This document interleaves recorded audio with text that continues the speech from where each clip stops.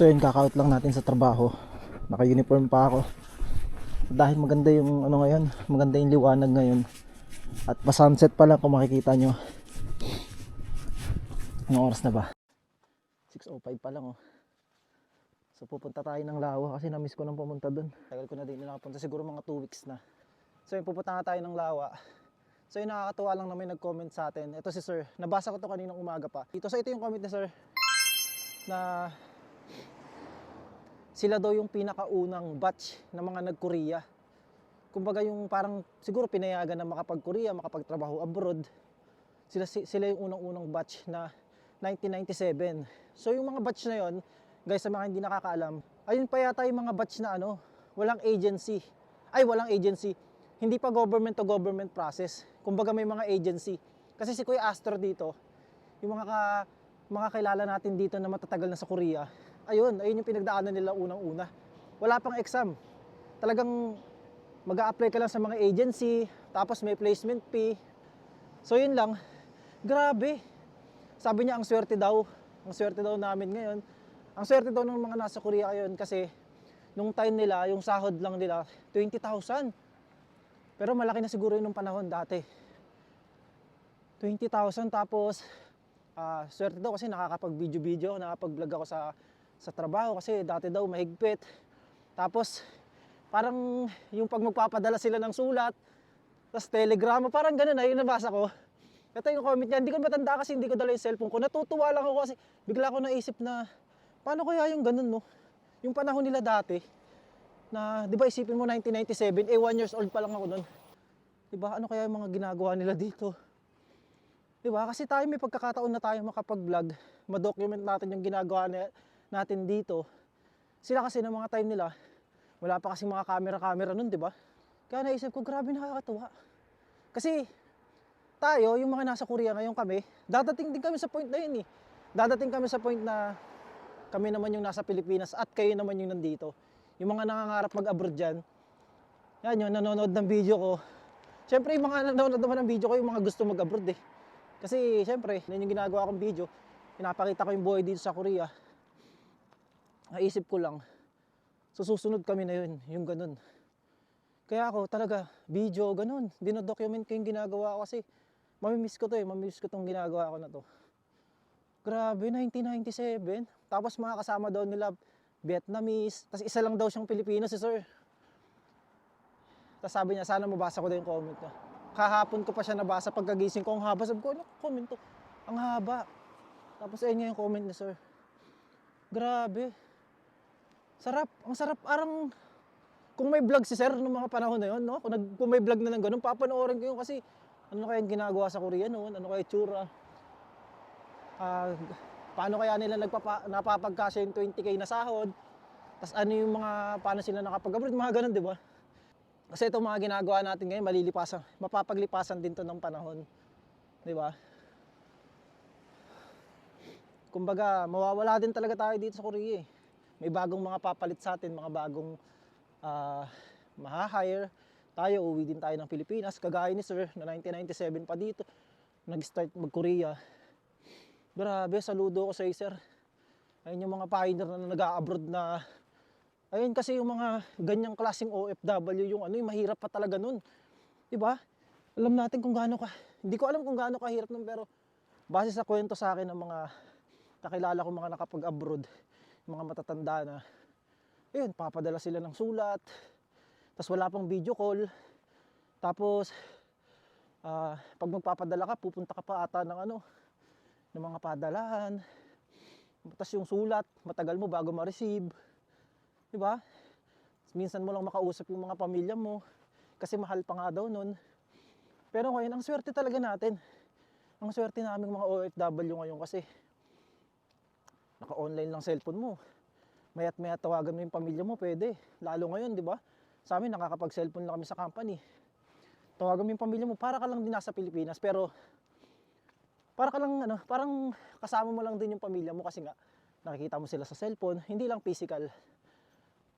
Pero, parang kasama mo na din sila kasi nga, lagi mo sila nakikita, ka-video call, kausap.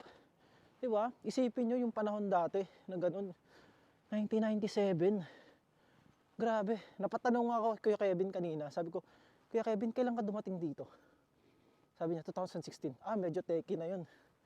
Tapos sabi ko, si Kuya Astro, mga 2002, 2001. Ko grabe. Kaya susunod si Kuya Astro, tatanungin natin siya kung ano yung paraan na ginawa niya kung paano siya nakarating dito sa Korea. Alam ko agency siya eh. Yung wala pa talaga mga exam. 'Di ba? Ganun dati. So, ang dami nang nabago talaga. Kaya yung tama si Sir na swerte tayo na mga nasa Korea na ngayon na ganito, 'di ba? Napapakita natin ngayon yung buhay natin dito sa Korea. Nagkakaroon ng idea yung mga kapwa natin Pilipino na ganun pala yung buhay sa Korea. 'Di ba? Kaya pala nating mag-abroad, 'di ba? Kasi dati na-amaze ako sa mga nag-a-abroad na maayos yung buhay. Kumbaga kahit papaano angat sa buhay mga nakapag-abroad eh. Wow, nakapag-abroad. Ano kaya itsura sa abroad? 'Di ba? Ano kaya yung ginagawa nila sa abroad? Ganun yung isip ko. Parang kasi wala pang video nun, hindi mo mapapanood sa vlog eh. Ngayon kasi manood ka lang ng mga OFW sa Japan, makikita mo na yung buhay dun eh. OFW dito sa Korea, yung mga vlog. Kung nakikita nyo na yung pamumuhay, nagkakaroon na kayo ng idea kung ano ba yung pwede nyo datnan dun sa abroad na yun, kung okay ba sa abroad na yun, kasi nga dahil sa amin mga nagbablog. Kaya yun, di ba? Nakakatulong din yung ginagawa natin kahit papaano. Kahit kinikwento lang natin yung buhay natin. Parang ito yung ko. So, sadyang nih, manyan siya gong mo ni guys, gayo? Gong mo ni. Ano yun? Vlog yun. Yeah. Just gayo. Ayun yung boss namin. Ayan. Boss namin yung naka-Mercedes Benz. Tinanong niya, saan daw ako pupunta? Sabi ko, pupunta ako dito sa park. Teka lang, baka mamaya hindi naka-video. Yun. Tinanong niya kung saan daw ako pupunta. Sabi ko, dito sa park. Tapos sabi niya, YouTube eh. Sabi niya, kung YouTube. Sabi ko, oo. Pupuntahin siguro sa company namin. Yun lang, grabe na-miss talaga ako sa comment niyo, sir. Na ako, bigla akong naisip na, grabe, masusulitin ko pa yung oras ko dito sa Korea. Kahit matagal pa ako dito, masusulitin ko. Ayan tingnan niyo yung mga puno na yun. Diba? Baka nga may mga dating Pilipino dito eh. Pag napanood tong video ko, dyan din kami dati ah. Dati, mga pa nun, 2002, di ba? Yung mga makakapanood kasi ng mga ganitong video, yan kagaya ni sir na nakapag-Korea, para siyang mare-refresh yung mga memories niya dito. Lalo pag nakita niya to, ganyan din sa amin, mapapaganon. Ganyan din sa lugar namin.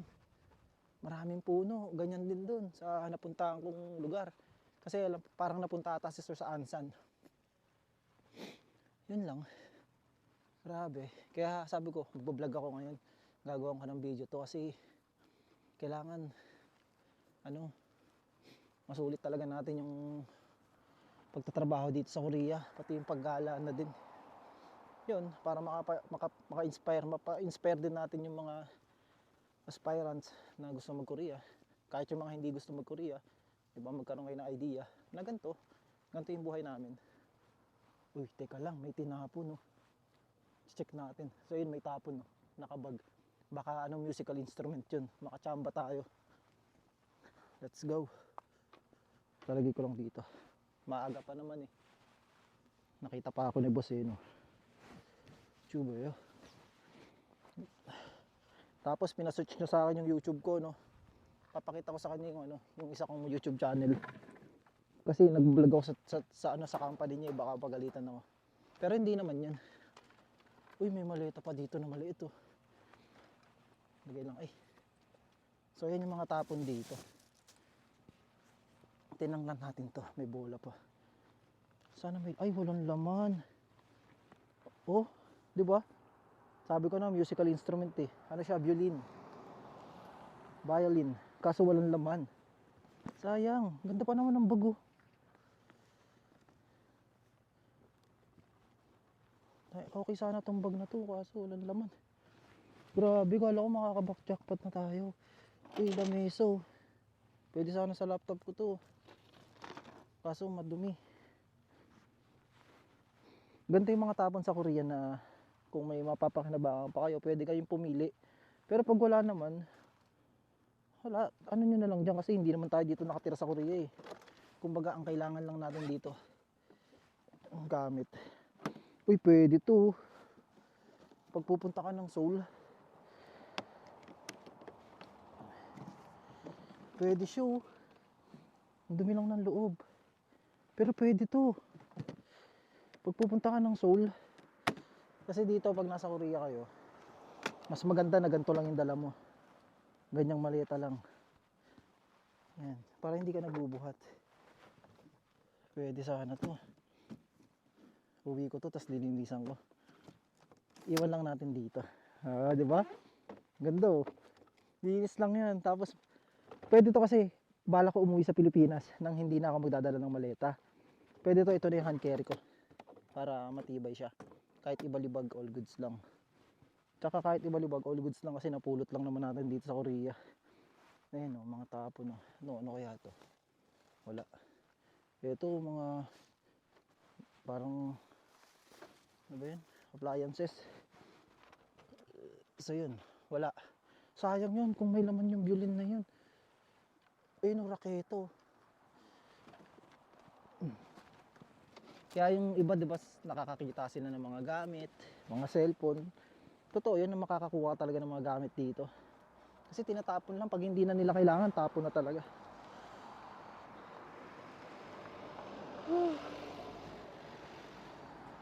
Yun o, mga payong.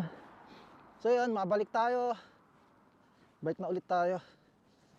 Uy, may nakaharang na puno doon, ang angas nun ah. Tayo sa gilid. So malapit na nga pala mag cherry blossom dun sa part na yun. Malapit na, siguro mga next week.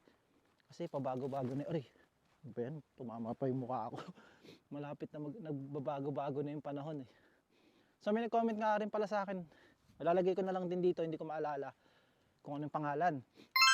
Pero yung comment na, silent viewer daw siya sa akin. 22 years old. So, ano daw yung ma-advise ko sa kanya, sa kagaya niyang 22 years old na mag-abroad na lang ba or parang ganun ah. Ayun yung natandaan ko. Naman kasi yung pag-abroad, hindi yan basta-bastang decision lang eh. 'Di ba? Hindi yan basta-basta na gusto mo na lang mag-abroad. Siyempre, iisipin mo din yung ano. Iisipin mo din yung mga consequences na mangyayari pag nag-abroad ka. Siyempre, malayo ka sa pamilya mo, number 1, mahirap 'yun. Tapos, basta kung kaya mo naman, kung kaya mo yung mga ganung bagay na malayo ka sa pamilya mo, kaya mo mag-isa, kaya mo magtrabaho, yung tipong talagang kaya mo na lumayo sa pamilya mo para magtrabaho, go ka mag-abroad, mag-abroad ka.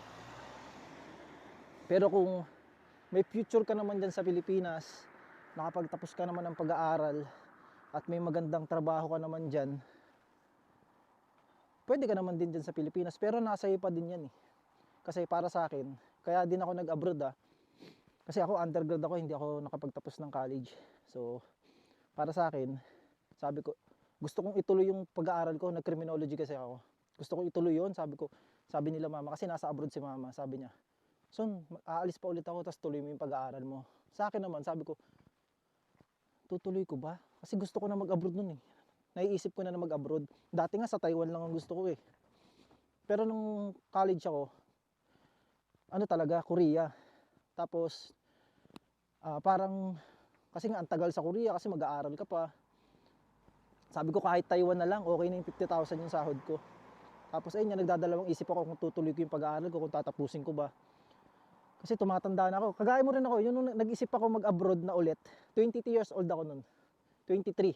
Kasi nadatnan ako ng pandemic, 24, 25, di ba, na bakante. Tapos 26 ako nakarating dito sa Korea. So, yan din yung mga time na nag-iisip ako talaga mag-abroad na pinag-iisipan ko kung mag-aaral ba ako, tutuloy ko ba yung pag-aaral ko or mag-abroad. Kaso sabi ko, pag nag-aaral ako, continue 2 years, tapos baka hindi pa agad ako makahanap ng trabaho. Tapos parang alam niyo yun na, parang tumatanda na ako, napapag-iwanan na ako. Feeling ko ganun yung pakiramdam ko na pag nag-aaral ako kasi, hindi ko tinapos, tapos mag-aaral na naman ako. Tapos hindi ko pa trip yung course ko nun, hindi ko pa trip yung criminology eh. Parang ayoko rin maging pulis eh. Kasi mas gusto kong ine-enjoy yung buhay eh. Ayoko may trabaho Ayokong magtatrabaho kapag dating ng araw sa Pilipinas. Ayoko na may boss. Gusto ko ako yung boss. Ganun. Siyempre, kanya-kanya tayo ng mindset. Kaya yun, sabi ko, yun, yung time na yun na sabi ko, mag-a-abroad na ako. Yun, kasi, number one, parang biglang umano sa isip ko na, dito ko nakikita na magiging successful ako eh. Kasi nakita ko sa kaibigan ko na si Jepoy, wow, grabe ilang taon niya. Ilang taon lang. Parang all goods na napundar niya na yung mga ganito. Sabi ko, mag-a-abroad ako. Magko-Korea ako. Aaralin ko to. Yun. Nag-aral ako ng 2 years kasi nga pandemic. Nung pandemic talaga, sinulit ko yung pandemic. Ginawa ko yung paraan para makapag-aral ng Korean language, makapag-focus sa pag-aaral. Kasi nasa bahay lang naman tayo, kulong lang tayo sa bahay. So yun yung ginawa ko. Then, nag-antay ng registeran. Tapos nag-exam. Ayun, nakapasa. Nandito na ako. So ayun, para sa akin lang, ang payo ko lang sa'yo, nasa iyo pa rin kasi yung desisyon. Kung yung pag-abroad ba ay nakikita mo na ito yung makapagpabago sa buhay mo, go, 'di ba? Kasi nasa atin yan, nasa atin yung desisyon, wala yan sa, hindi pwedeng ibang tao yung magdesisyon sa buhay mo. Ikaw ang makakapag-desisyon niyan. So yun nga, kung nakikita mo yung pag-abroad, na alam mo yun, mabivisualize mo yan. Ikaw din makakasagot ng tanong mo na mag-abroad ba ako? Kaya parang ano yun eh, basta magkakaroon ka ng time sa sarili mo na kausapin mo yung sarili mo, abroad ba ako? Makikita mo yung mabivisualize mo ba kung pag tinuloy mo yung bagay na to dyan sa Pilipinas, yung gusto mo rin gawin sa Pilipinas, ay magiging okay ba ako? Magiging masaya ba ako pagtagal? Or ito yung pag-abroad na makukuha ko yung mga gusto ko, mapapabilis ko yung mga bagay. Ganun. Ikaw makakasagot niyan. Gusto din naman talaga namin maging successful sa Pilipinas. Kahit sa Pilipinas lang, ayaw namin. Sino ba naman gusto mag-abroad? Walang gustong mag-abroad, di ba? Kung ang sahod sa Pilipinas ay kagaya dito, wala nang nag-abroad. Nasa Pilipinas na lang lahat. Kasi diyan pa lang sa Pilipinas, kaya mo maging successful. Kaya mo makapundar ng mga bahay, ng sarili mong sasakyan, negosyo. Kasi yung sahod malaki. Eh hindi nga hindi ganyan sa Pilipinas. Kaya tayo nag-abroad. Kaya lang naman natin naiisipan mag-abroad. So yun, kaya lang naman natin naisipan mag-abroad kasi may plano tayo sa buhay natin. Mas gusto natin na mapaganda yung buhay natin. Ayun yung number one, di ba? Gusto natin makabawi sa mga magulang natin. Gusto natin, hindi lang ganito. Hindi lang yung parang, ganito lang ako. Hindi, kaya tayo naghahanap. Di ba? Umaalis tayo sa bansa natin, pupunta tayo sa bansa na mas malaki yung sahod. Di ba?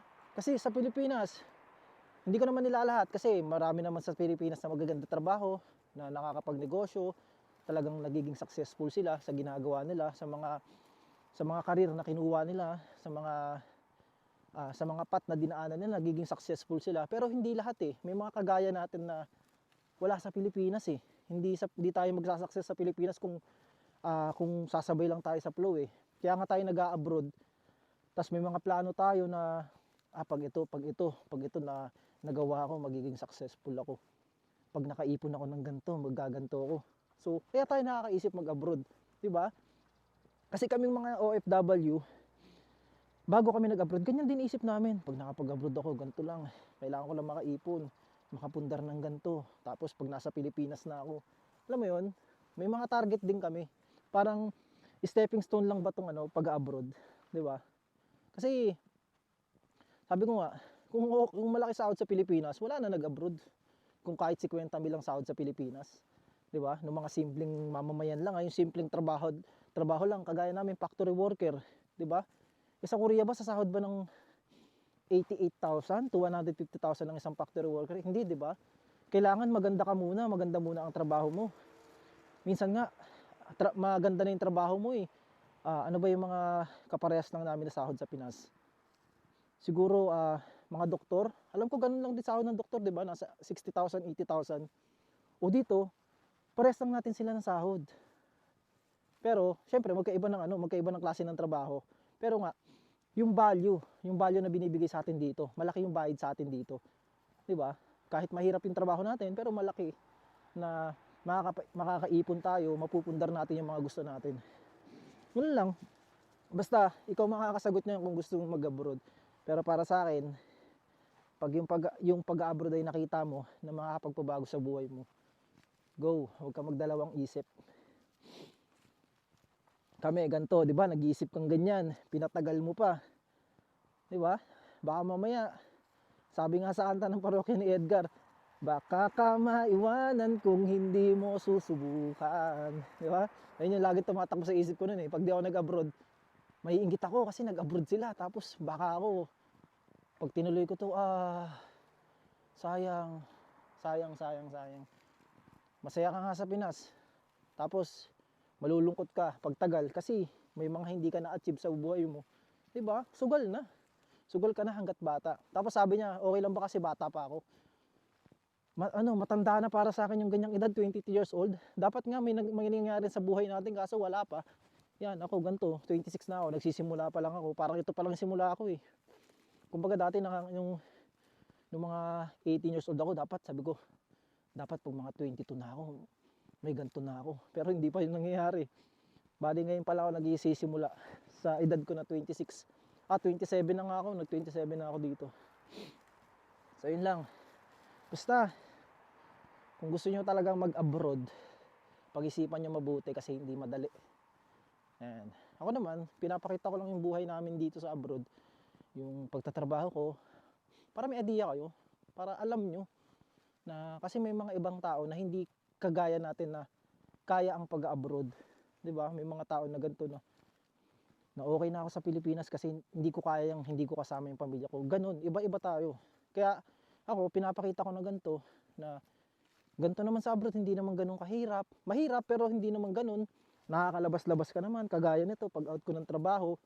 Kasi may iba na natatakot, baka mamaya pag nag-abroad puro trabaho, kulong talaga sa trabaho, hindi ka makakalabas, hindi ka makakagala.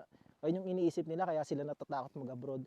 Kumbaga, ayun yung parang nawawalan sila ng pag-asa mag-abroad, nawawalan sila ng gana mag-abroad dahil sa mga ganong iniisip nila.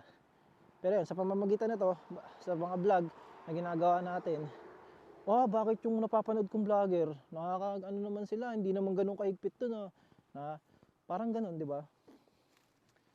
Basta, dito na ako sa lawa. Yun lang, basta yun lang. Basta natuwa lang ako kanina nang nabasa ko yung message ni sir. Yung comment niya. Tsaka yun, yung may nag-comment kayo na bago. Yun lang, kayo na bahalang mag-intindi ng mga sinabi ko. Hindi ko na rin maalala eh. Grabe. Hindi naman dapat ako mag-vlog ngayon pero yun, natuwa lang ako sa comment. Grabe, sarap talaga dito. Mare-refresh ka talaga pag napunta ka dito. So yun, bibilisan ko na para makapunta na ako sa finish line. Diba? Pag out ng trabaho, nakakagala ako. Kasi nga wala naman kaming OT.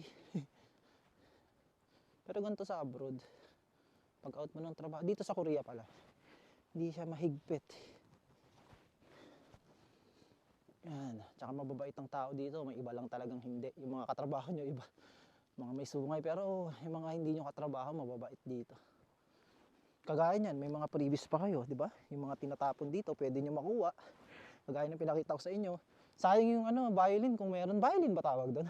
Alam ko violin eh. Ting ding ding, violin. Ang tawag doon. Kung may laman lang yun, sayang, uwi ko sa Pinas yun. Pero yung maleta, all goods na yun. Para pag magsusul ako, may maleta na tayo. Makikita nyo yun sa mga susunod ko na vlog. So yun guys, sa mga nanonood nga pala ng video ko dito sa YouTube, may bago nga pala akong gawang Facebook page. So i-follow nyo na lang ako doon, dito. Para pag may mga tanong kayo, pwede ko doon sagutin. Tsaka pwede nyo rin ako i-message doon. Para magkakilala tayo. Basta ako, ito lang, ayun lang gusto kong gawin eh. Magkwento eh. Share yung buhay ko dito. Para may idea kayo, di ba? Para mapakita ko sa inyo yung ganda nitong lugar. At ang ganda ng pagtatrabaho dito sa Korea. Ang lamig.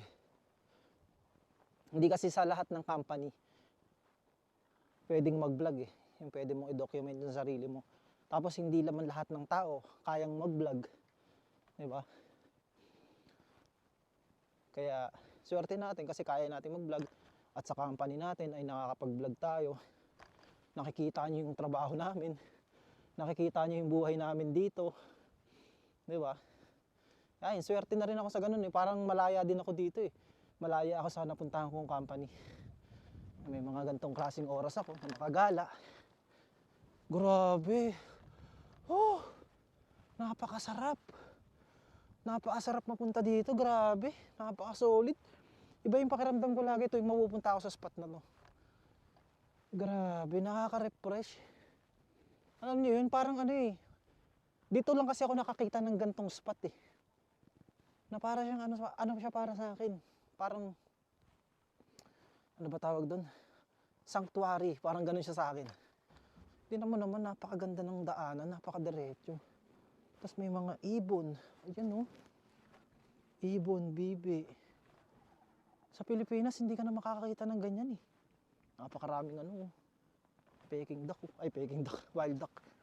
Makakita ka man yan sa Pilipinas, sa mga ano na talaga, sa mga probinsya. Pero may mga may-ari na ng ibon. Di ba parang gano'n? Pinapatay kasi sa atin yung mga ibon. Ang sarap uminom dun sa spot na yun. Oh. Susunod.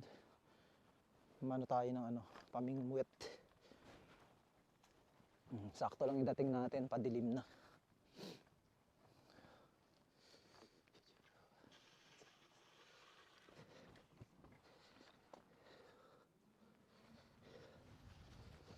Lamig.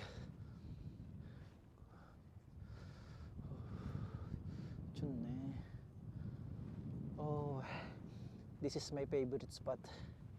Pagdating ng araw, siguro pagka tumanda ako, siguro mga 40, parang gusto kong balikan tong spot na to. Siyempre wala na ako dito nun, hindi na ako nagtatrabaho dito nun. Nasa Pilipinas na ako. Pero feeling ko, babalik ako sa lugar na to. Kumbaga magta-travel ako sa Korea. Magta-travel ako dito sa Korea. Tapos, babalikan ko tong spot na to. Yung company namin, ewan ko kung nandiyan pa sila, nagtatrabaho pa sila din, yung mga katrabaho ko. Ganun kasi ako, maano ako, masentimental ako eh. Sa lugar. Lalo pagka ano yung lugar sa akin, special yung lugar sa akin. Dito kasi ako tumatambay lagi pagka may problema ako ganun. Pag naiinis, basta pag may mga iniisip ako, dito ako tumatambay. Ito ang favorite spot ko.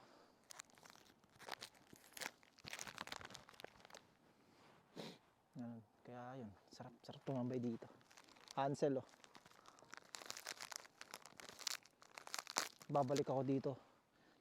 Susumpa ako, tataga ako sa bato. Babalik ako dito. Pag mga 40 na ako, wala na ako dito.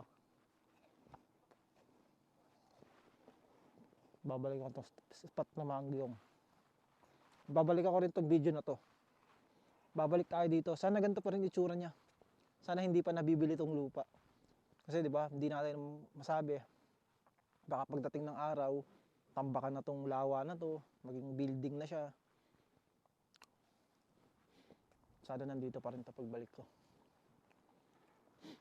Matagal pa naman ako dito. Pero iniisip ko na agad yung future eh. Yung kagaya nga nung comment ni sir na 1997 siya dito nag-start. Yun, bigla lang sa akin na bigla talaga akong ginanahan na pumunta ako dun sa lawa, hindi pwedeng hindi ko siya makita. Gusto kong tumambay, gusto kong makita yung mga ibon, gusto kong makita yung yung tubig, gusto kong makita yung mga puno. Gusto ko tong na to eh. Gusto ko mag-stack sa memories ko yung spot na to. Pakaganda kasi.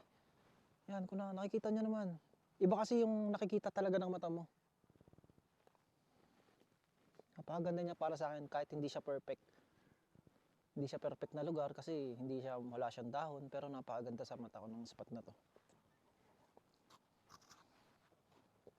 Kaya kayo, once na makarating kayo sa abroad, once na makapagpunta kayo sa mga ibang lugar, sulitin niyo yung memories niyo dun sa isang lugar na yun. Kasi pwedeng hindi niyo na siya mabalikan. Pwedeng mabalikan niyo siya, matagal na. Ganun. Lagay niyo sulitin yung oras.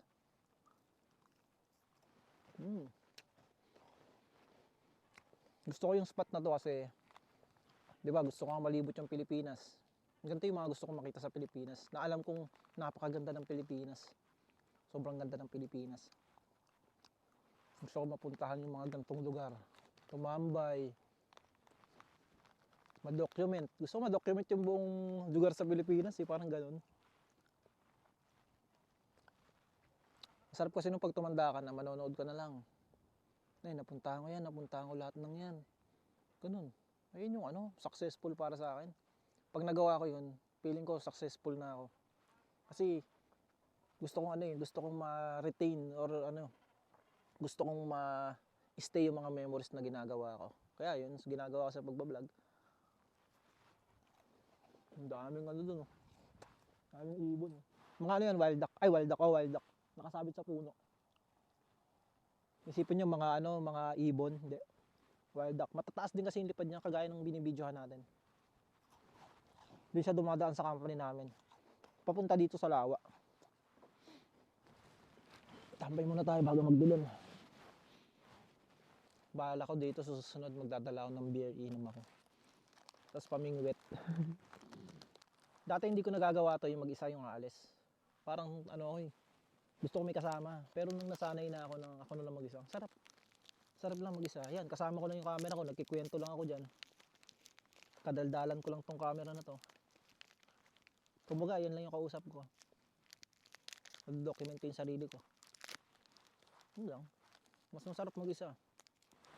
Masarap din may kasama, pero mas masarap mag-isa.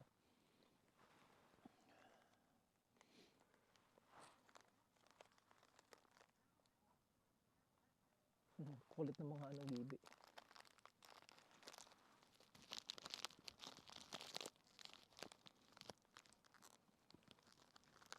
Ang sarap pag ganito. Ang gandang spot. Sarap pag dyan lang yung bahay mo. Tapos lawa. Tapos may lang, yung parang lutuan nyo lang, kagaya sa probinsya, mga ganyan. Tapos pero lahat ng kailangan mo nasa iyo. Kaya mong bumili kasi may pera ka. Diba? Parang lahat ng kailangan mo nandun, pero simple lang yung bahay mo, simpleng buhay lang. Tapos ganitong spot, ganda.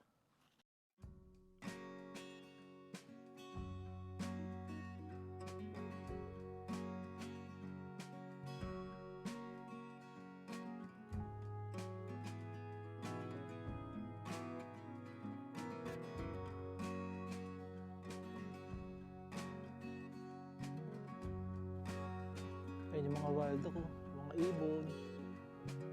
Palamig din ng palamig. Sarap.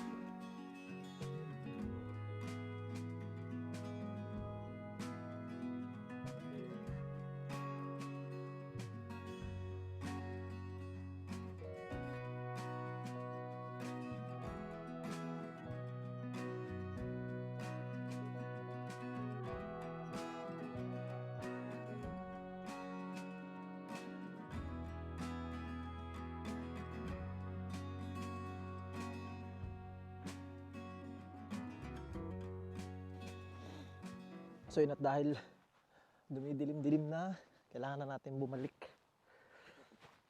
Thank you lawa sa napakagandang Thank you dahil na-relax yung utak ko, na-relax yung katawan ko. Kahit nakakapagod yung trabaho ngayon, feeling ko hindi ako nagtrabaho. Parang naubos na yung pagod ko. Parang kinuha ng lawa. Ba, napakaganda ng lugar eh. Napahinga ka eh. Hindi tayo pwedeng umuwi ng sobrang gabi. Kasi yung part na to, sobrang dilim nito pagka wala ng araw. Nakakatakot siya. Pero safe naman dito sa Korea. Kumbaga nakakatakot lang. Baka mamaya ma-aksidente ka. Walang makakita sa'yo. Sarap. Ganda ng spot na to. Feeling ko flat yung gulong. Wow. Ganda talaga dito sa daanan na to. Ayun yung simbahan. Grabe. Ganda.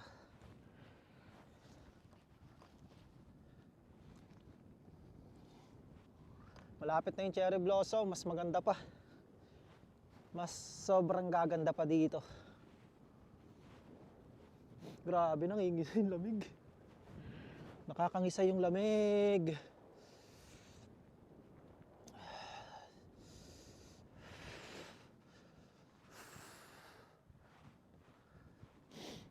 Simbahan din to. Dito nga pala sa Korea, daming simbahan. Saan saan. Parang iba-iba din siya eh. Parang Christian din, tas iba-iba. Ibang klaseng Christian, ganun. May Catholic din doon. Madaming klaseng simbahan din dito. Wala lang ako nakikitang simbahan ng Iglesia ni Cristo. Meron siguro sa ibang lugar, pero dito sa amin wala.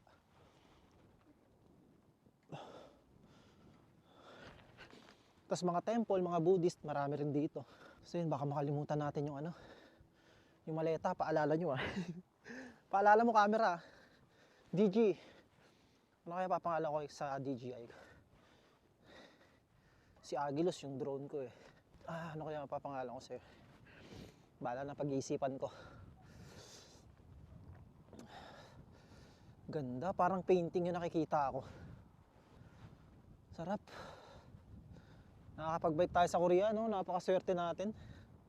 Yung iba nakangarap palang makarating dito, pero tayo nagagawa na natin to. Kaya dapat sulitin natin. Enjoy natin. Kaysa nagbumukmuk tayo. Diba? Enjoy. Enjoy life. Lamig. So malamig pa rin ngayon. -1. Pero okay lang kasi patapos na rin to. Mamimiss natin tong lamig kasi pa spring na. Tapos after spring, summer naman. Magrereklamo na naman tayo sa init. Kaya ito na yung mga huling lamig. Tapos yan oh. Next week. Sa mga next vlog ko. Yan, makikita nyo na yung ganda ng daan na yan. Yung straight na yan. Puro cherry blossom yan. Lagi tayong pupunta dyan. Hindi naman araw-araw, pero lagi pag wala. Ayun oh. Wait lang, meron na. So yun, mapapakita ko sa inyo. Let's go! Ayun oh, nakikita nyo ba yan? Nag-i-start na siya mag-bloom. Ayun oh. May cherry blossom no. Nauna dito. Wow. Wala pa yan, manipis pa yan. Pag namulaklak lahat to. Grabe. Di ba? Wow. May cherry blossom na. Yan oh. Di ba? Itong mga puno na to, simula dito hanggang dun. Malayo pa yan. Puro cherry blossom yan. Parang nagtatakip na siya sa kapal ng cherry blossom. Kumbaga parang nagkaano na siya sa sobrang kapal ng cherry blossom. So yun, magpipicture lang ako dito. So yun, nandito na tayo sa basurahan. Kunin lang natin yung maleta natin na pinatago. Panis. Oh, ha? May maleta na tayo. Maganda kasi siya eh. Mukha siyang matibay. Yung sayang yung piano talaga. Ay yung violin. Wala siyang laman. Ayun oh, may mga jug. May mga plastic kung may junk shop dito ng mga nangangalakal. Grabe, panalo sila dyan. May mga junk shop naman dito pero hindi nila kinukuha yan. Kumbaga may kumukuha kasi na gobyerno dyan na truck.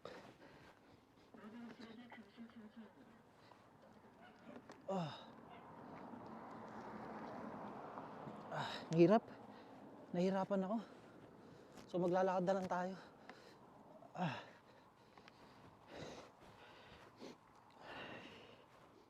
So yun, take out. Matibay siya, mukha siyang matibay. Para siyang pwedeng ipanghampas. Alam niyo yun, pagka may mga agaw na to, hampas niyo muna lang isa. Para siyang helmet eh, yung tigas niya. Panis.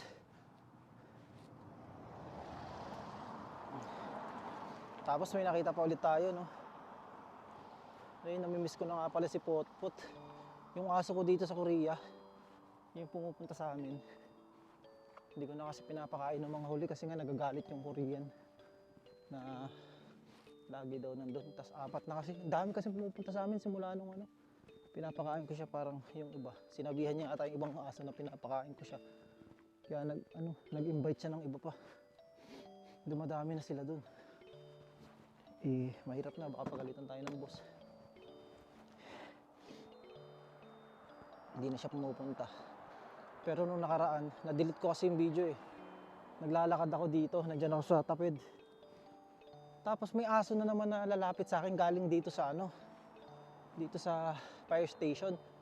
Parang kumakawag-kawag yung buntot niya. Sabi ko, ba't lahat ng aso ang bait sa akin? Kala nila siguro amo ko. Tapos ayun pala si Potpot, di ko siya nakilala. Tapos ako nakilala niya ako, naka-hood pa naman ako nun. Kumbaga parang hindi mo ako makikilala eh. Di ba? Grabe yung aso nakilala ko. Parang tanda niya yung amoy ko. Ano ba amoy ko?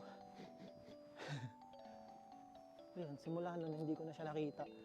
Hinatid niya pa ako hanggang dito.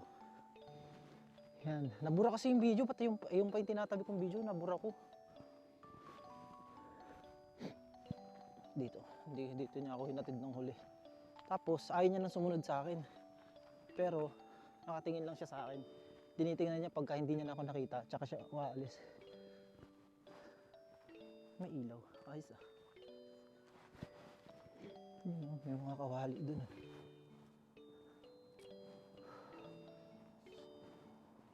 Para lang tayo nag-shopping ah. Shopping. Wala lang, hindi natin nakita si Potpot. Isa rin pala sa reason yan kaya lumabas ako. Namiss ko si Potpot, baka makita ko siya dito.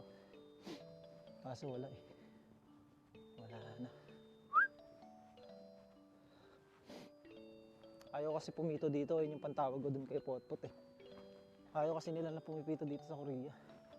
Para ako doon nagtatawag ng multo. Parang paniniwala nila ng mga ano. Parang sa atin din, kasabihan. Parang ano ba yan? Paniniwala nila. Ba't ako dito? Dito nga pala ako sa taas. May narinig kasi akong aso eh. Baka si Potpot yun eh. Naglilibang na lang yung boss namin, no? Talaga pag boss. Dito masarap may boss sa ibang bansa. Pero sa Pinas hindi. Kasi kaya mo rin naman maging boss doon. Magpapaalipin lang muna tayo dito sa ibang bansa. So yun, ito na yung maleta natin. Diba? Ang ganda niya. Oh. Pag wala na siya sa basurahan, mukha pa buong basura yan. Diba? Yan. All goods in the hood. So, ang ganda pa ng lock niya. Yun yung nagustuhan ko sa kanya yung lock eh. Galing pang Brunei ah. Panis. So yun, nandito na ako sa company. Sa gisok namin. Hanggang dito na lang yung vlog. I-edit ko na to para ma-upload ko agad. So yun, paalam.